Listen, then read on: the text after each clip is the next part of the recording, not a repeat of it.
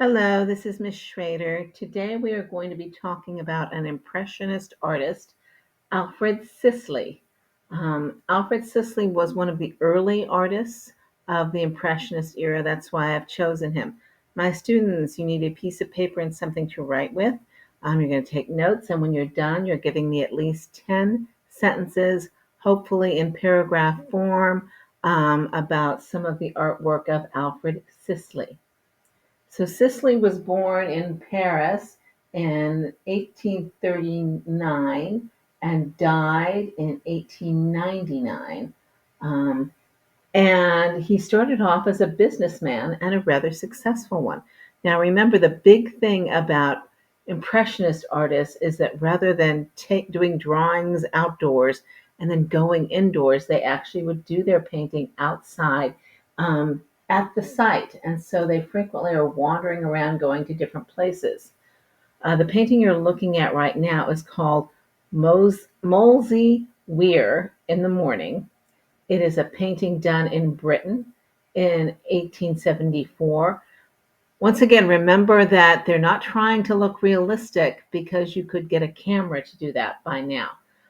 So if you look at some of the posts that are up along the weir, they really just look like straight lines. But you can see the movement of the water.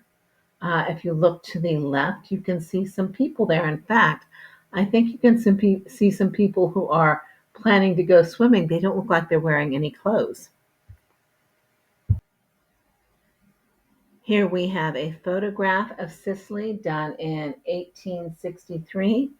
And then we have a painting done of Sicily and his wife Marie in 1868. It is done by his friend Pierre Auguste Renoir. We'll be talking more about Renoir later on.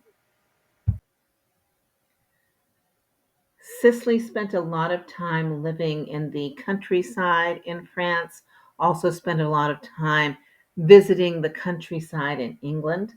This painting is called Resting by a Stream at the Edge of the Wood. It's from 1878. And even though there's a huge amount of green here, I want you to notice the many different kinds of green. The lots of blotches of darker green in the trees to the right. And notice that while the water to the left is also green, you can see the tree trunks reflected in it. So there's a huge amount of green shades in this. This painting is in the Musée d'Orsay in Paris. It's a very famous museum focusing on Impressionist art from the later part of the 19th century into the 20th century. This piece is called Avenue of Chestnut Trees near La Salle St. Cloud in 1865. That's when it was done. And you should notice, along with the chestnut trees in the background, it looks like it has a stone wall kind of running across the front of the painting, curving off towards the chestnut trees, and then on back down. It's shown in some brown shades. And if you look closely at all of this, it literally is just lobs and lobs of paint put down, just putting the right color in the right location.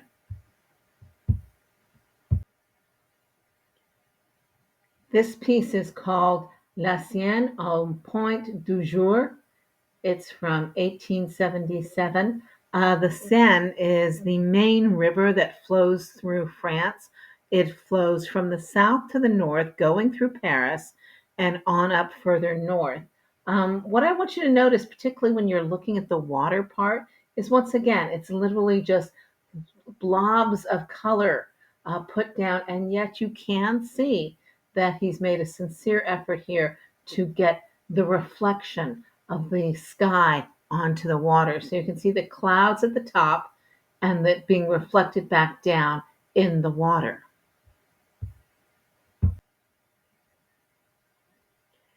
This piece is called Grain Fields on the Hills of Argenteuil from 1873. Now you'll notice that for the most part he uses varying shades of green. He's got gold, he's got blue, he's got white. He's not using a lot of different colors. The next thing is, once again, it does not look like a photograph. It definitely looks like a painting. The field in front of you, the color is kind of soft and fluffy. When you get to the golden hay over to the right, um, you can see very subtly the tips of the grains poking up through it. And as you go back and look at the trees towards the back, you can see some of the shadows that are reflected on it. This piece is called Fog, Zoisins, from 1874. I'm assuming Voisins is the location. I really like this one because it is so very unusual, um, very, very muted, very, very shady color. As he hides the image in the fog, it is difficult to see much, putting the white over and over things. If you look at the bottom left hand, you can actually see his signature there. This is another piece that is in the Darcy in Paris.